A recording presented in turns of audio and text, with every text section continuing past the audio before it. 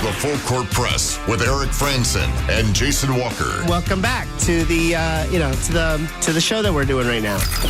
Following the local teams, breaking down the biggest games with in-depth analysis and team interview. Join the show by calling into 435-752-1069 or text 435-339-0321. It's the Full Court Press. Rose, and yes! Caught! Touchdown! They did it!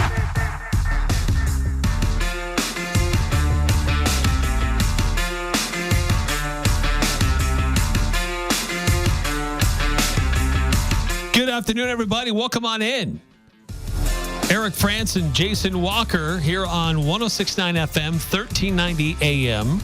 Streaming on 1069thefan.com and the 1069 The Fan mobile app. It's the Full Court Press. Thanks for tuning in, joining us, and being part of the program today. If you want to chime in, ask a question, make a comment, you can do so on the Young Power Sports of Logan text line, 435-339-0321. That's how you can check in, leave a comment, and share an opinion about what's going on in sports. We've already got a few texts in the queue. We'll get to those. A couple things we want to get through today. There is a little bit of news about what's going on between the Pac-12 and the Mountain West. And we do have an update on that. Some news coming out of the ACC, which could that be something that the new Pac-12 takes a look at? And we look at what is going on in the Mountain West with scheduling.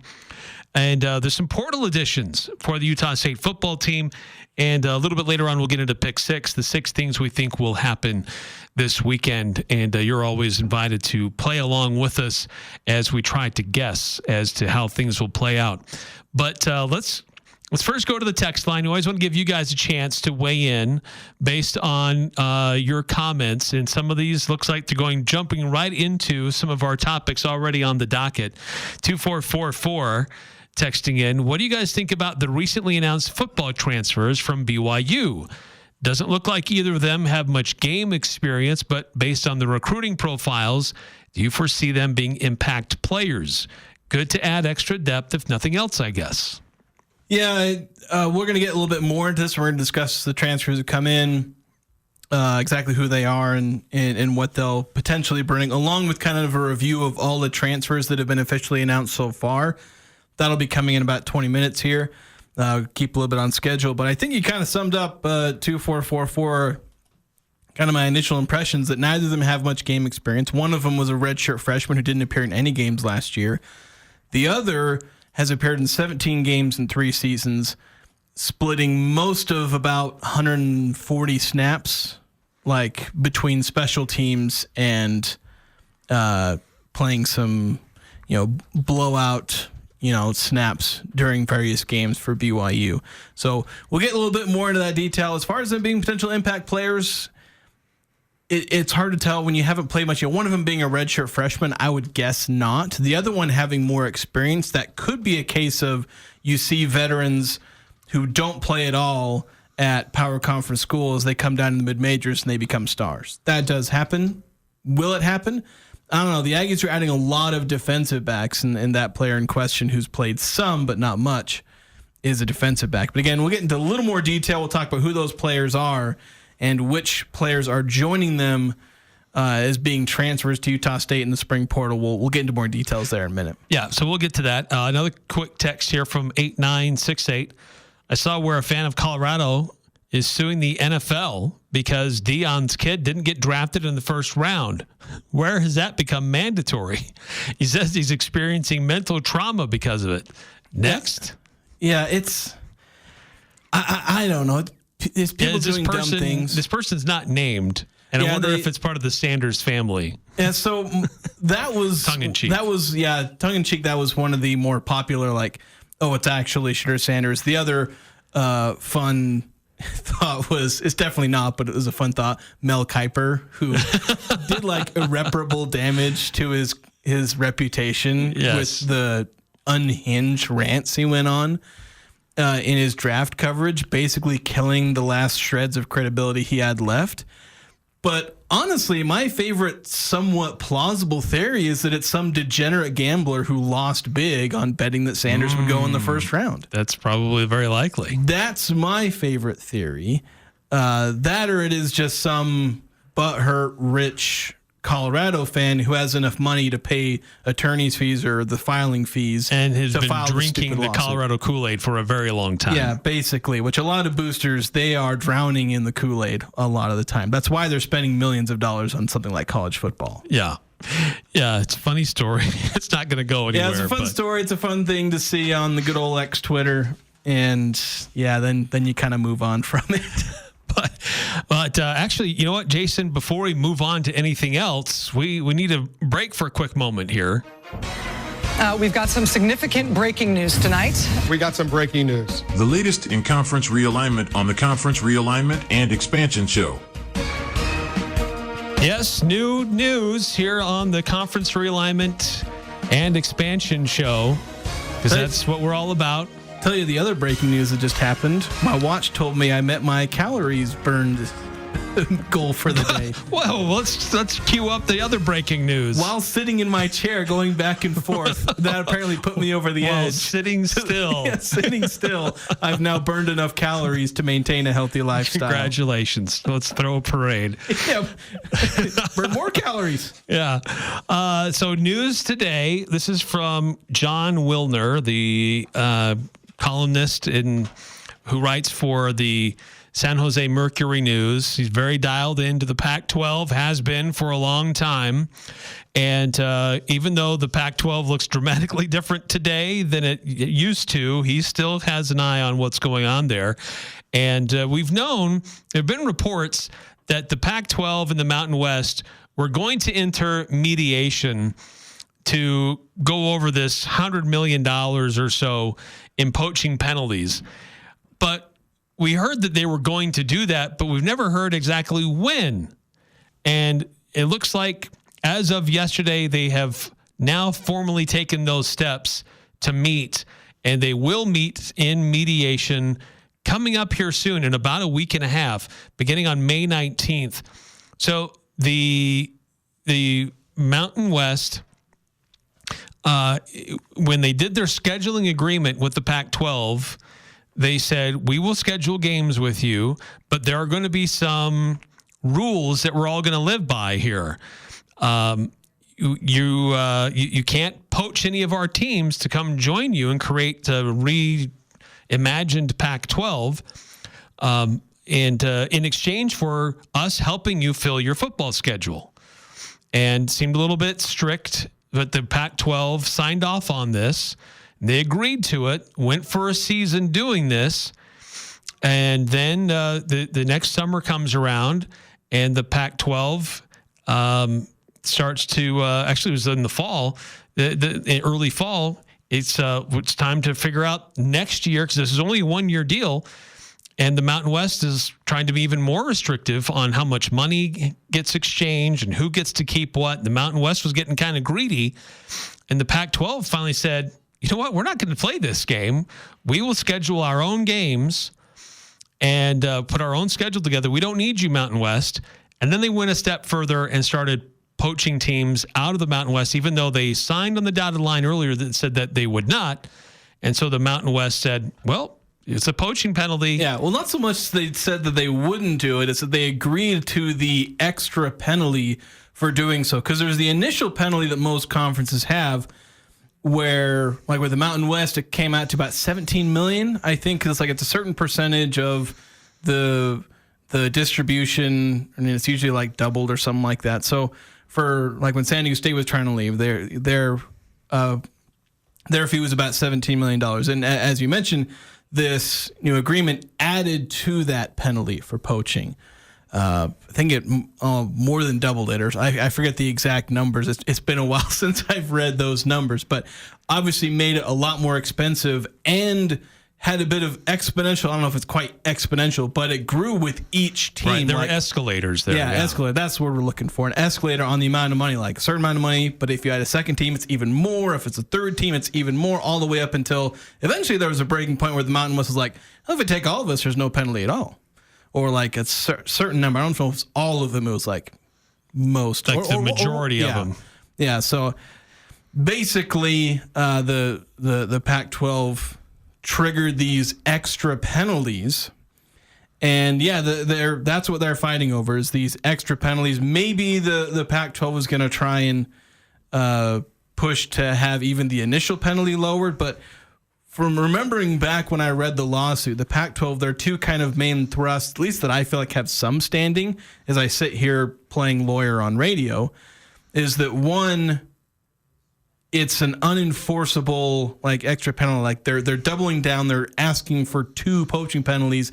They can't do that. Yes, we signed on the dotted line, but it's illegal for them to put that in a contract. That's not enforceable. And that's something, unenforceable aspects of contracts is a part of contract law, as I understand it. And then I think the other one, I suddenly forgot the other one. There was another thrust, and the other one was the Pac-12 being under duress. Right, yes, that was what I was going to say. They're kind of under duress here. Like, we only have these 2 schools. We've got to fill a full schedule. We need help doing this. And the Mountain West kind of had them over a barrel. Like, we'll help you schedule, but so it's like, well, what else can we do? Because it was very late notice. It's hard to go fill a schedule at that point to find teams to play. Mountain West knew they had the Pac-12 in a corner, and they were going to milk it for as much as they could. Yeah, and so the Pac-12, they had at least some legal challenge here. And if push came to shove, would the Pac-12 win? I don't know. Again, I'm only playing a lawyer on TV, but there is a chance they could have won that. Or still could. Obviously, it's not like this is gone. They're only mediating, and if mediation fails, they'll go to court. So they have at least some kind of legal standing where you can argue they could win. Whether or not they do, that's for, literally the judge to decide. But for the Mountain West, and even for the Pac-12, it seems a lot more profitable for the two sides to just kind of hash it out and be like, all right, things are what they are. The Mountain West has kind of stabilized itself. The Pac-12 has bigger things to worry about, so they can both try and find some kind of middle ground. Ultimately, it will be a compromise if they get something done. And as I think it was Ben Franklin said, a good compromise makes everyone angry, or something to that effect. So nobody's going to come out perfectly happy, but it certainly can be to the interest of both sides to do this mediation. Yeah, it's cheaper, it's quicker. It can be. Are the lawyers or billable hours gonna take an L here? Well, I mean, of course, do the lawyers get the billable hours for mediation time? They will be involved, so they will be a part of the process. But they don't get all those for the potentially years of lawsuits. It'll quicken the process. Yeah. But here's what's interesting in this scenario: the Mountain West, the Pac-12 can say, you weren't really that damaged because you were able to go out and find other schools rather quickly to backfill, and you're still solvent and you're fine. Well, we're still not. We're still not up to where we need to be to act as a conference. But then the Mountain West can turn and say, hey, we saw the comments from Diana Sabo, who's the athletic director at one of these institutions who left, who made it clear this was in discussions for some time with the Utah State University. This didn't just happen all of a sudden where they got an invitation. They knew something like this could happen and be in the works. So you guys were clearly trying to poach these other schools. So there's kind of a back and forth here that both sides need to kind of come to an agreement and figure things out, because it's in both of their interests. If anything, the Mountain West probably has the strongest case to sit on this and drag their feet on it, because they've got a conference. Yes, they do need that money to come in to pay the commitments that they bought off Air Force and UNLV to stick around, but they can still operate, and they've still got a conference that can move forward. The Pac-12 is kind of handcuffed right now. Yeah, to some degree, though, I think there can certainly be an argument that the Mountain West could be having an issue with, wanting to get this done. They may have a motivation to want to get this done because, and you can kind of read between the lines a little bit, because the source that, one of the sources they're working with is that the Mountain West initiated the conversation for mediation. That comes from the reporting from Wilner, and it's something that I think has been repeated before. Like when the initial report of mediation is that it was the Mountain West who said, hey, let's mediate this. I don't want to read too much into that fact, or at least that reported aspect of this. But you can look into it and say, look, maybe it's the Mountain West who just wants to get this over and done with, because UNLV and Air Force are over there tapping their toes like, where's my money? Where's my money? Yeah, it's very true, because if UNLV does not get their money, which was promised to them, then they could initiate their own breach of contract with the Mountain West and say, look, you told us you were going to make us the flagship school. You were going to give us all this money to help us pay down our debts. Where is it? It's not there. You guys don't know how to do your business. We're going to turn around and join the Pac-12 now, and you guys will have to figure things out on your own. And then the Pac-12 is fine. They're up to their full number, their full membership, and they do still have, even though they spend a lot of money here, they still do have a war chest that they're sitting on that's still pretty healthy despite these penalties from the poaching fees, and to help these other schools get out of their deals. Yeah, and getting some of that money back can be, critically important for looking at maybe some of the AAC schools who are kind of their dream targets. They lowballed a lot of those schools initially. The Pac-12 seems to have lowballed a lot of schools, Utah State included. But, basically everyone has said no to those lowball offers, Utah State included. Utah State ended up getting the full offer anyway, so they join. But some of these other schools have not accepted that lowball offer. Teams like Memphis and all these others. The Memphis AD was kind of sort of upfront about that they didn't get an offer they felt was good enough. So if the Pac-12 gets some of this money back through mediation, is maybe the most likely way for them to kind of claw some of this money back, is that they can then field a better offer for some of those teams. Yeah, because for Utah State, Colorado State, those schools, they had to come up with that money themselves for their own buyouts to get out of the Mountain West, and they're fighting that separately. Let's keep that in mind. This is a separate deal from what Utah State and Colorado State, and I think Boise State has eventually joined with them. But the Pac-12 would like to have this money back for those reasons, to go and say, look, those schools had to get out of their own conference, but we really want you, Memphis. We're going to help you get out of your conference. It's not all on you.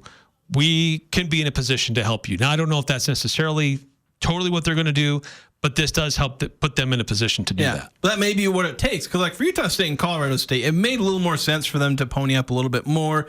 It's not as big of a sacrifice for them to join the Pac-12. Or Memphis, they got to get a little bit more of an incentive, because they have to deal with a lot more, they have to deal with a lot more crap because of travel. So they need some kind of incentive more so than a Utah State, Colorado State, especially a team like San Diego State, who's right in the right there in the middle of the Pac-12 essentially. Or I guess they're more on the bottom left corner of the Pac-12 geographically now.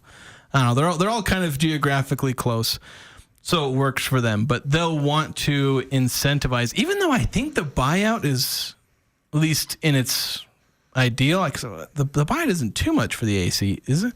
I know it's not. I know when they were talking about it like last year, I think some of the buyouts were as high as like the 20 millions, but that was because there were a couple escalators involved in that. I don't think it's normally.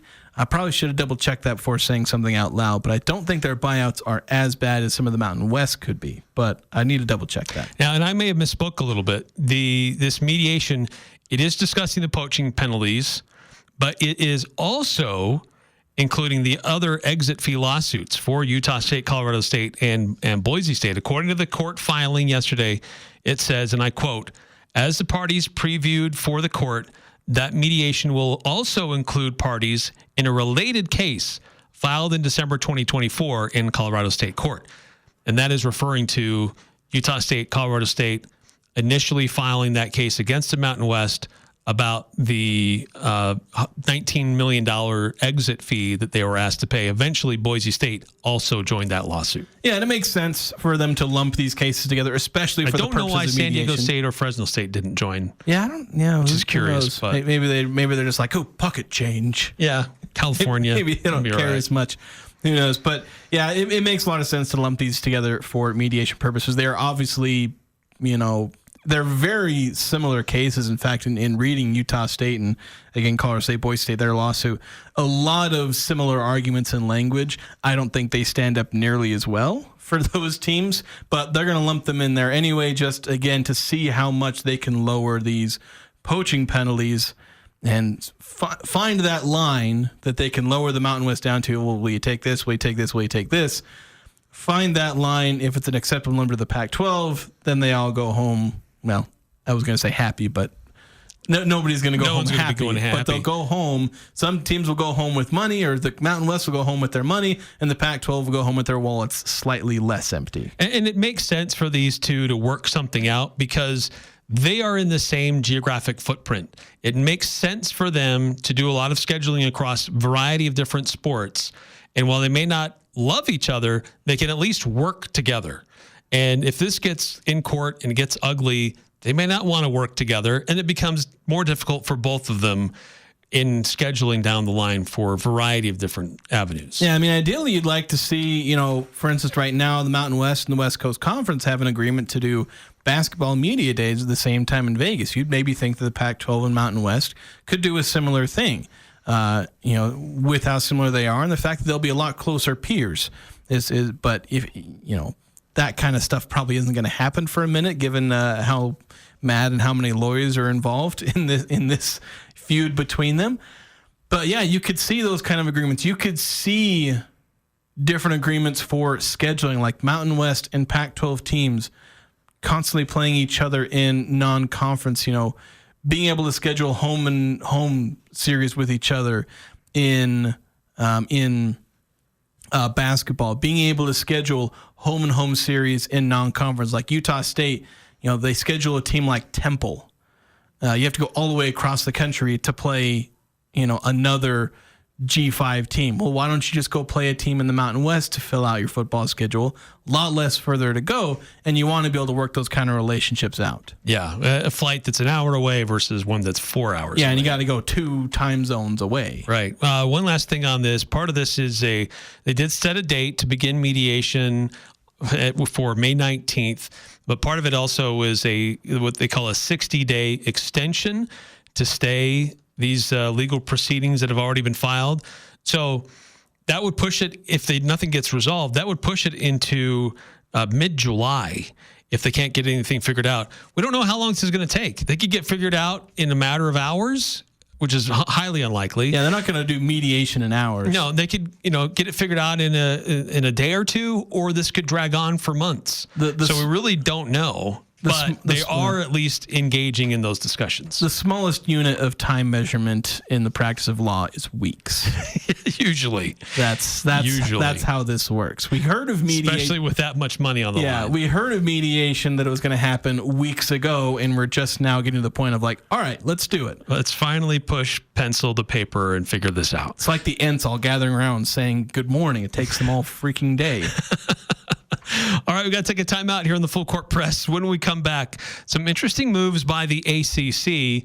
Could we see something similar in the Mountain West or the future Pac-12 with how they're scheduling men's basketball? We'll discuss next on the Full Court Press. Rely now on a York Affinity Premium Comfort System to keep your home cool and comfortable. The new Affinity systems are smarter and more connected and more efficient than ever before. And you can cut your energy costs by as much as 50%. Call Advanced Heating and Air Conditioning, your local York dealer, to schedule a free system evaluation. Advanced Heating and Air Conditioning showroom is west of DI and online at advancedheating-ac.com. We're not comfortable until you are. Advanced Heating and Air. Happy Mother's Day to every mom and woman out there. You truly are amazing. At The Sportsman, we have amazing women who order amazing clothing and shoes for the mom in your life. Come in and let us help you find something that is truly unique from Birkenstock, Cool, the North Face, or Fjallraven. Now is a great time to buy an e-bike, or if you just need her bike tuned up for summer riding, we can help with that too. Happy Mother's Day from The Sportsman on Main Street in downtown Logan. Welcome, friend. Nice to see you again at The Sportsman.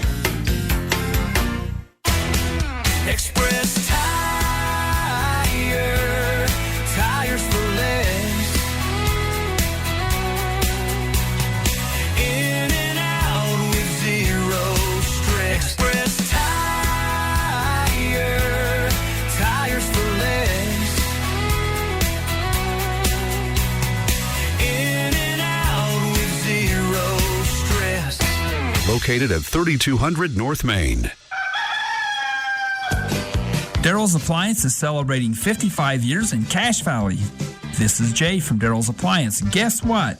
It's also May is Maytag month, and we are teaming up to give you the best service to go with the big Maytag price breaks and rebates. Why buy Daryl's? Your neighbors say it's our service. Celebrating all month long at Daryl's Appliance, located west on Airport Road. Hurry in today and experience the Daryl's difference. Retirement. Are you ready?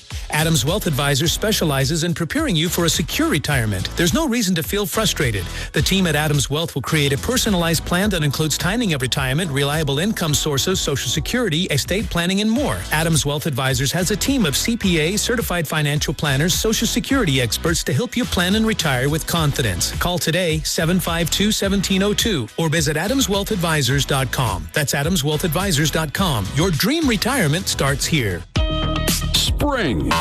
It's time to get those old rusted vehicles moved. Call DD Auto and Salvage and get paid for moving that old rusted out junk vehicle. DD Auto and Salvage makes it easy and fast, paying you the most money possible. Pickup is available. DD Auto and Salvage in Logan wants to pay you today. Call 787-1204. That's 787-1204 today. See store for details. Talking the sports you care about. The Full Court Press on Sports Talk Radio, 106.9 FM, 1390 AM. The Fan.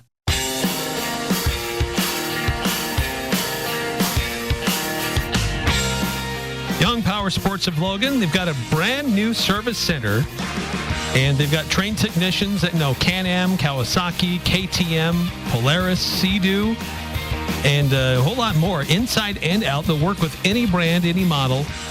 Young Power Sports, they've got the tools and experience to keep your ride in peak condition. And they sponsor the Young Power Sports of Logan text line, 435-339-0321, if you want to chime in.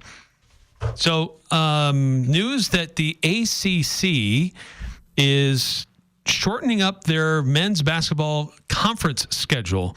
Now, this has been a topic of discussion closer to home with the Mountain West, where it wasn't very balanced for a long time. And then this last year, they went to everybody plays everybody, home and away.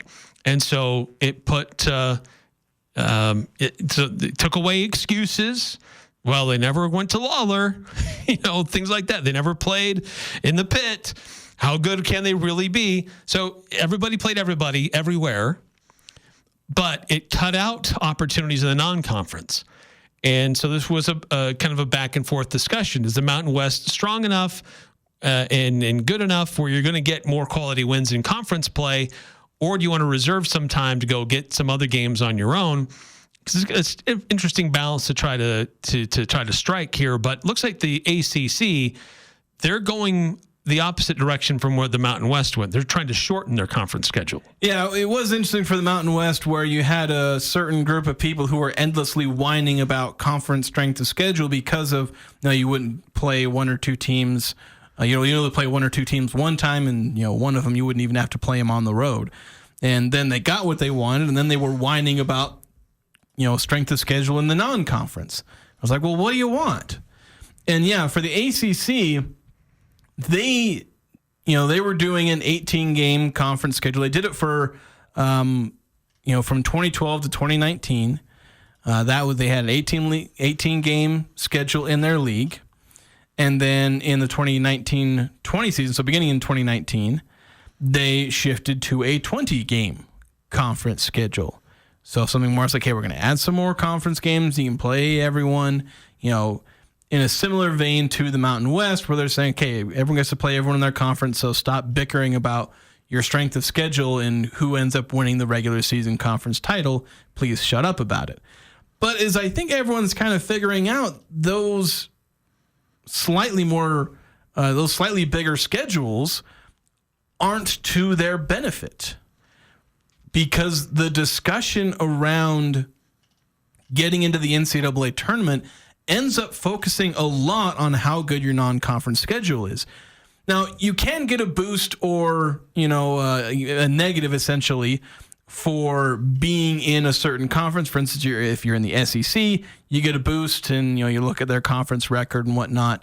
you get credit for being in that conference.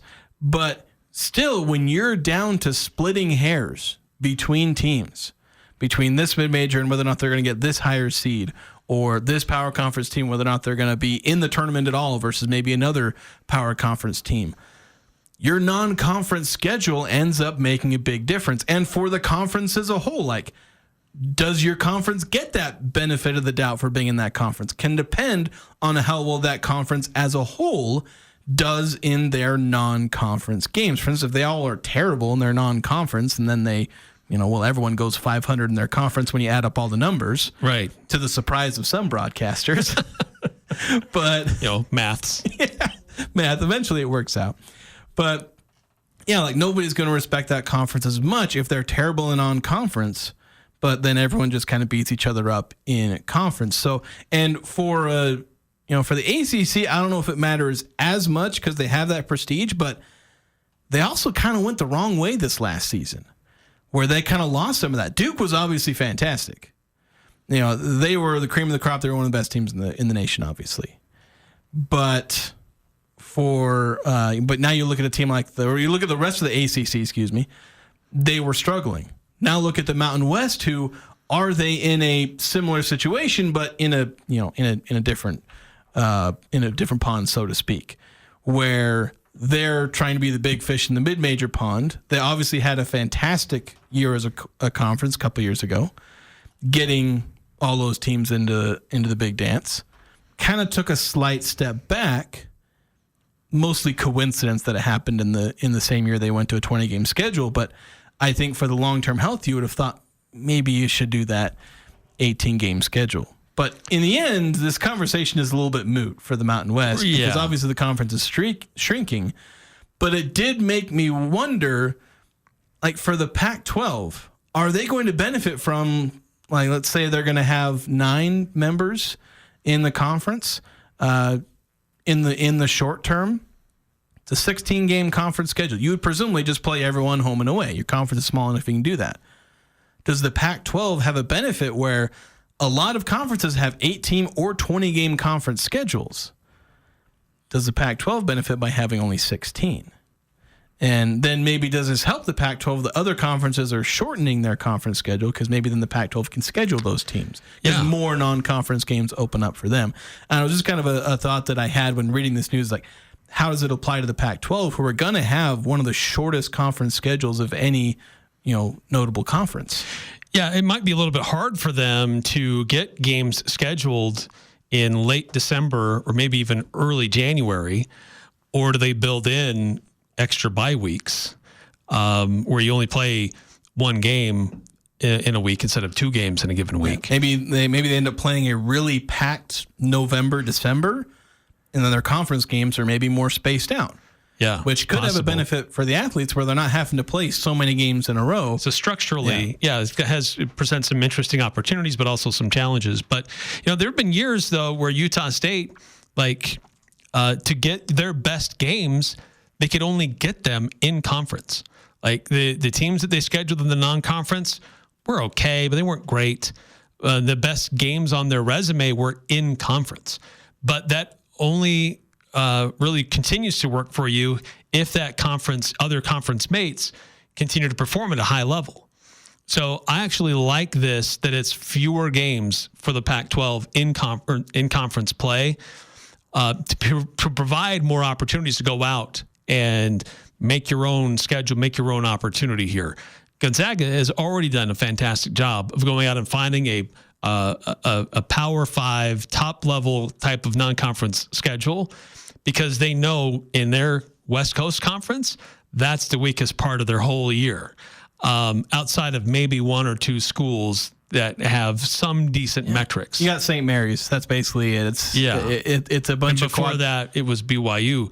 But now moving to the Pac-12 in the future, I like that it's, for right now, not as many schools, because that will give Utah State opportunities to go out and schedule more interesting matchups. 931-5 on the Young Power Sports text line saying the Mountain West goofed by adding games to basketball in the conference schedule. Glad USU is going to the Pac-12.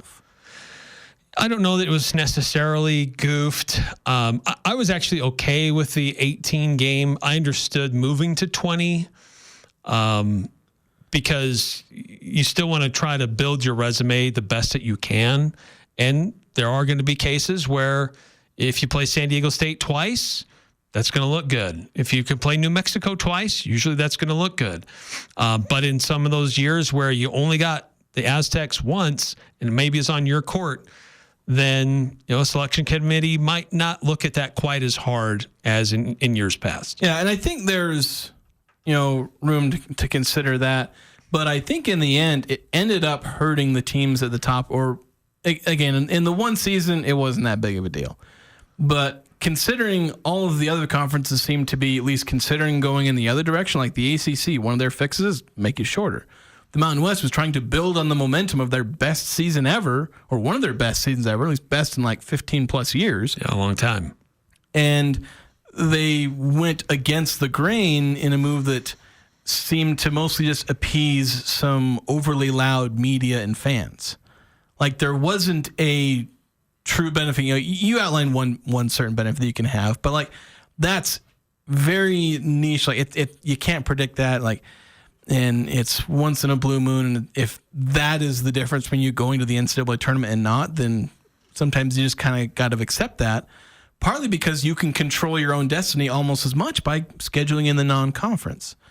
But it ended up potentially hurting the top teams in the conference because they're the ones who are going out scheduling the tough teams, and it helps the teams that are lower in the conference. And I know on its face, like helping the teams lower in your conference is nice, but that helping the lower teams in your conference came at the expense of hurting the teams by worsening their strength of schedule potentially. And so it ends up kind of being a wash anyway. Your top gets lower, your bottom gets higher. Yeah. That doesn't really lift the entire conference because you can end up hurting your chances for the NCAA tournament. So while the move to 20 games made a lot of sense in terms of fairness, like it made things fair, there were some complaints. I know at the time I think I brushed some of those off since the Mountain West was strong. But as we get further and further along, I'm less thrilled about the 20-game schedule. Do I think it's a problem? Not really. But it, again, in hindsight, is feeling like a small step backwards. Not a problem, but or at the very least, it wasn't a step forward. In an era where you have to step forward to keep pace because everyone's moving forward, they either stood still or took a slight step backwards. And so that's kind of where I look at that, where there are a lot bigger issues to deal with than whether or not you play 2 extra conference games, but every little bit can count in some cases. And sometimes just silencing the whiners is enough. Yeah, that's true. Like it did silence them and shut them up, and I didn't have to deal with another year of people whining about conference strength of schedule and all that stuff. And it's like, and who had to play in elevation and who didn't. And especially because they'll bring up Ken Palm's conference strength of schedule. And it's like, oh, this top team has one of the weakest schedules in the conference. And it's like, yeah, because they don't have to play themselves. That's why all the teams at the top of the conference have the weakest conference schedules, because they don't play themselves when they're the first place team in the conference. That's why they all have the weakest schedules, guys. All right, we got to take another quick timeout here on the Full Court Press. When we come back, Utah State football is adding to its roster, adding to its depth on defense. We'll introduce you to the newest players introduced on the formally from Utah State next here on the Full Court Press.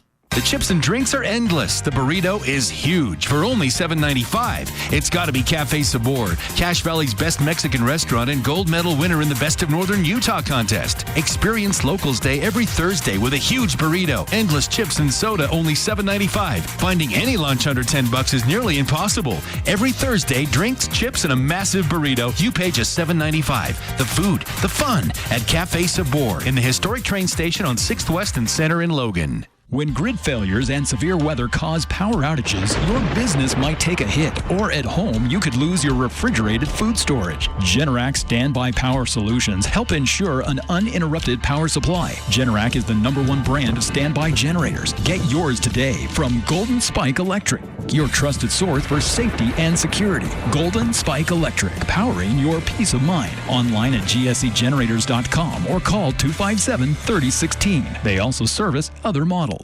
Hi, this is Ashley with LSS Insurance. Medicare can seem complicated, but it doesn't have to be. Let us help. We'll answer all your questions and get you specific information that fits your needs. Medicare is not one size fits all. We'll help you find the right coverage for you. Call 752-9493. You can ignore the TV and the junk mail. We'll get you the exact information you need. We will help you access the benefits that are important to you. Call LSS Insurance at 752-9493.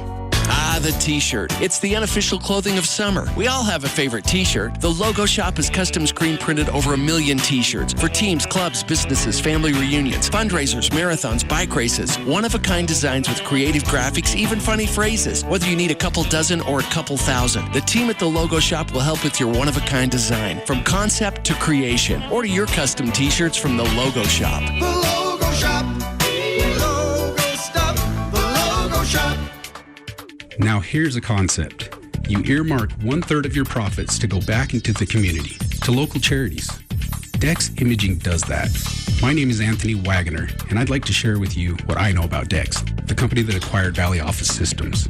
Dex Imaging is committed to continuing quality customer service while raising the bar to become a strong community partner. Join us in creating the brightest image for tomorrow. Contact us at deximaging.com. S.E. Needham Jewelers is where Utah gets engaged. We offer a large selection of personalized service and extraordinary benefits with our integrity price guarantee.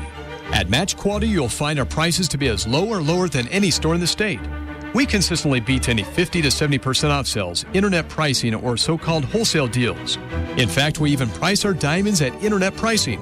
So you'll get S.E. Needham quality at internet prices. Open Monday through Saturday, 10 to 7, where Utah gets engaged. S.E. Needham Jewelers, middle of the block, at the sign of the clock. It doesn't matter who you root for. The Full Court Press has all the high school sports covered. The Full Court Press. Connect with us on Facebook, Twitter, and online at 1069thefan.com.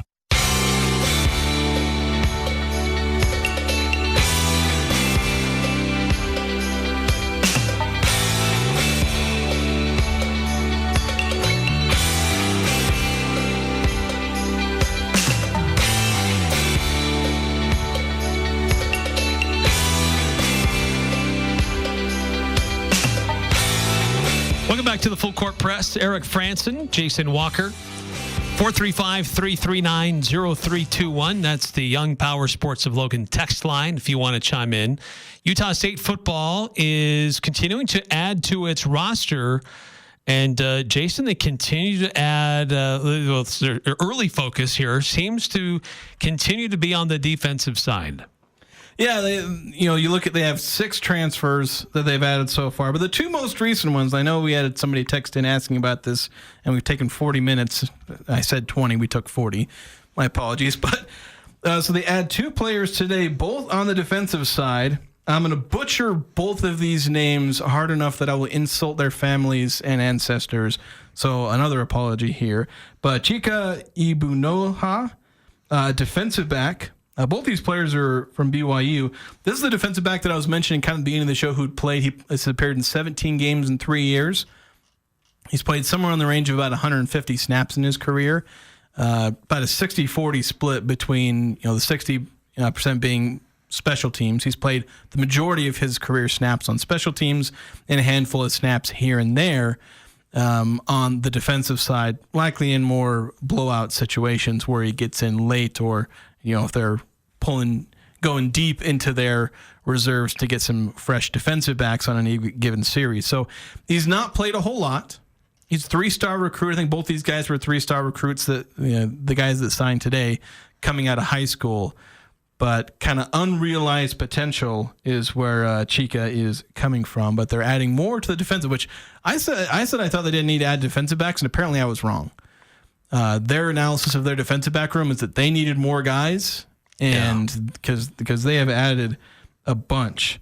But the other guy that they added, Carson Tujague, I've noticed it's Tujague. However that is said, like I said, I pronounced it wrong enough to insult their entire bloodline. But a defensive lineman from BYU. He redshirted last year as a freshman, so he'll be going into his redshirt freshman season. Didn't appear in any games in any capacity, so He's looking for a fresh start, coming to Utah State, adding more to that defensive line. He's 6'3", 280-pound defensive lineman. The Chica, the defensive back, he's 6 foot, 190 pounds. So those are the two players there that they added today, apparently making BYU a feeder school for them. Or I guess some people said feeder school, but it is two guys who never played at BYU transferring down. So is that like, is Utah State their G League team? Their or cast-off I don't know if I should say that out loud, calling Utah State the G League team at BYU, but might get strung up for that. Yeah, but look, it's been pretty clear here in the weeks here since the transfer portal closed.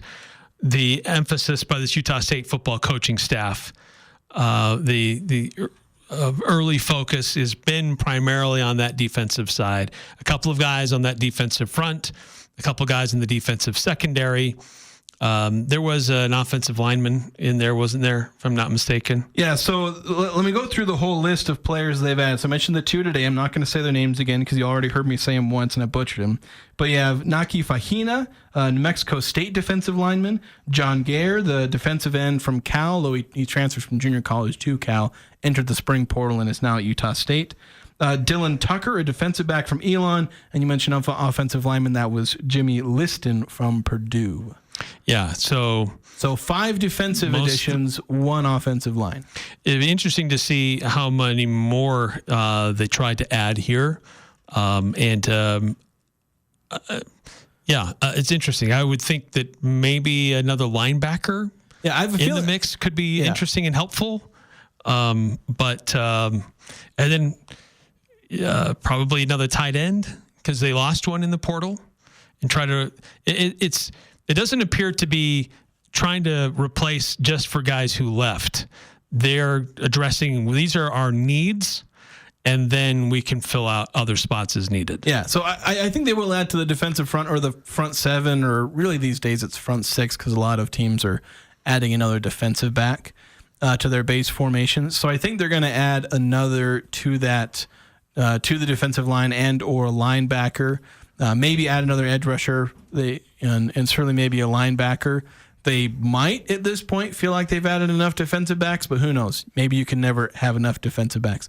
Certainly tight end. I know they're bringing in some freshman tight ends, so we'll see how that shakes stuff out, whether or not they feel like they have depth at tight end, because I think they've got guys at the top of the depth chart, but they do have that depth in case there are some injuries. And then do they look to wide receiver because they lost some guys in the wide receiver room to the spring portal? Do they look to add some more depth? Because I think they're probably going to be okay at wide receiver, but again, you want that depth. And that's where most guys you're adding from the portal, you tend not to add starters in the portal. Because guys who are starting caliber probably aren't transferring away and looking toward a place like Utah State. A lot of times you're adding depth guys, or maybe you can add a power conference transfer down. That's kind of about the only way you're going to find a starter is a power conference transfer down. Yeah, but especially this time of year. Yeah, so it's going to be hard for them to add a starter, but they're going to add depth, guys that could play but aren't necessarily going to be your star players. They're just guys to help the overall depth of the squad, which obviously you always need depth for a lot of reasons. Yeah, they may not be starters in week 1 or 2, but they could be rotation guys, and who knows, by the end of the year, there's that possibility that they could work towards that. A couple quick texts before we hit another timeout. 6543. Any word on the Anderson lawsuit? I've forgotten to check in on that because I haven't heard. I've asked around like the news department because they're starting to cover that a little bit more because it's going to court and things like that. And I asked them like a few weeks ago if they'd started like any kind of trial proceedings, and I think they had started. Maybe it was deposition. There have been some back and forth about what can and cannot be used in the various cases, and but I really don't know very many details. Yeah, I think that it is moving forward. I couldn't tell you where exactly it stands today, but it is still moving forward from what I understand. Yeah, they're going for it. I know both Bovey and Anderson have at least said they're not planning on settling, but they do always say that. And then there's also Crosby. That's still out there that there's a potential that she would file a suit as well, but I don't know its status or timeline. And then 2305, where are the two players from as far as high school or state? The two added today. Chica, he was from Arizona. I forgot. And Carson, he is from Virginia. Virginia, okay. Yeah, I remembered where Chica was from Arizona because I wondered if they were both local guys and went to BYU and ended up going to Utah State, but they're both out-of-state boys. Another quick timeout. When we come back, Pick 6, the things we think will happen this weekend. Do you have a fireplace or stove that isn't working right? Why wait until next winter to get it fixed? Get ahead of the game and get your fireplace or stove serviced now by Advanced Fireplace and Stove. They service everything from Quadra-Fire pellet stoves to heat and glow fireplaces. Get a 20% discount on your next service and labor when you mention this ad. Call 752-7272 or go to advancedfireplaceandstove.com. Advanced Fireplace and Stove, where comfort is their business. This is Brent Wallace with Cache Valley Bank, and we understand that concerns about fraud can weigh heavily on you. Your peace of mind is important to us. That's why we're committed to looking out for you and your family. Our team keeps a vigilant eye on your account, and if you ever have concerns or need support, we're just a call or visit away. Whether you need advice or just someone to talk to, our friendly staff is ready to help. We're more than just a bank. We're your neighbors, and we care about your security. Visit your local branch today. Cache Valley Bank, member FDIC.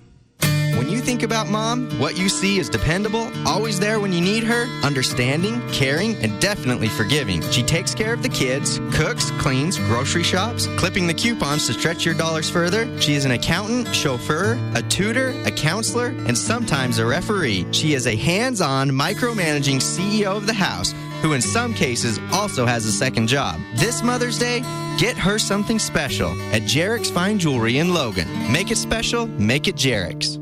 Are you looking for compassionate and reliable care for yourself or a loved one? Look no further than Aegis Home Health and Hospice. I'm Tom Sherlock, a licensed social worker, part of the dedicated team of professionals committed to meeting the needs of our community. Voted best in Northern Utah 2 years in a row, we pride ourselves on delivering exceptional service that you can depend on. We're here to ensure comfort and dignity every step of the way. When it comes to your health, choose the agency that Northern Utah trusts the most. Choose Aegis. Visit myaegis.com or call today 435-723-9000. Join the show by calling 435-752-1069 or text 435-339-0321. It's the Full Court Press with Eric Frandsen and Jason Walker.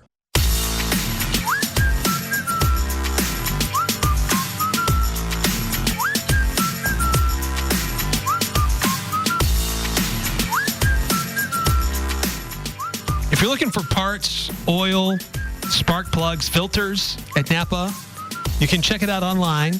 Have it ready for you when you come in and leave it in the store. Just have to order it online first at napaonline.com. Locally owned, Preston and Providence, Napa Auto Parts. So it's Thursday. That means it's time for Pick 6. I bet you $20 I can get you gambling before the end of the day. No way. It's the Full Court Press Pick 6. Ever since March Madness ended, I am so bored. 6 things we think will happen this weekend. I don't know how the whole betting thing started, but it's fun. All right, Jason, you won last week. We've been going back and forth. Yes. So you get to choose if you want to lead off or defer. I'm going to go ahead and go first. Okay. So starting, I got a couple NBA lines here. First one, just a simple spread. Minnesota, they lost game 1. Steph Curry not going to play in game 2, though. Minnesota's favored by 10.5. So, Minnesota by 10.5. I'm going to take the under. All right. I'm going to take the over. Okay. All right, and my next line, Boston's three-point shooting has been a topic of conversation. I'm just going to say in game 3, over under their three-point attempts, 45.5. Took 60 in game 1, 40 in game 2. Yeah, I'm going to take the over. I'm going to take the over as well. And then here's one, going with IMSA, Sports Car Championship. They're going to be at Laguna Seca this weekend. Porsche has won every race so far in the IMSA calendar. They're 3 for 3. So will Porsche win the TireRack.com Monterey Sports Car Championship this Sunday? I will say no. All right. I'm gonna go ahead and say yes. Okay. UFL DC Defenders taking on the San Antonio Brahmas. DC Defenders by 7.5. Hold on, what was San Antonio again? Brahmas. Like a big Brahma bull. A big humpback on its back. Okay. Well, sorry, I got distracted by whatever the heck a Brahma is. What was the line again? 7.5. By who? For the Defenders. You know what? Not that I actually know. I'm going to take the Defenders. I have no clue how good these teams are. I'm also going to take the over. It's Friday on Fox at 6 for those who want to check it out. Kyle Tucker for the Cubs hits in the Chicago Cubs series against the Mets. It's in New York. 3-game series, Friday, Saturday, and Sunday. So Kyle Tucker hits in that 3-game series, 4.5. Under. I'm going to take the over. And then Crystal Palace taking on Tottenham Hotspur on Sunday, over-under in that match, 3.5. Like total goals? Yes. I'll take the over. And I'll take the under. All right, and then the tiebreaker, this is kind of a complicated one to explain. 3 of the 1 seeds in the NHL second round lost their game 1. How many of them will win their game 2? Set the line at 2.5. I'm going to take the under. All right, that gives me the over. All right, that's our pick 6, and we'll re-examine how we did on Monday and see how close we got to picking what would happen this weekend. I'm Dan Patrick, and this is Above the Noise. The New York Knicks have a roster worth talking about. Jalen Brunson is elite. OG Anunoby is a two-way force. Josh Hart, Karl Anthony Towns, Mikal Bridges all play their roles to a T. But what makes this team stand out this year? It's not just talent, it's toughness, and it's finding a way to win. That's what we've seen so far through the first 2 games of their series with Boston. They're not just up 2-0, they've done it the hard way in both games, falling behind early. In fact, coming back from 20-point deficits. It's not pretty, it's gritty. In a league where shot making gets the headlines, the Knicks are winning with resilience. And they're not just surviving cold stretches, they're thriving in spite of them. It's not by accident, that's this team's identity. Remaining patient, even when it's not going well. The Knicks don't care how it looks, they just care about the results. And right now the results are 2-0. I'm Dan Patrick, and this is Above the Noise. You ever go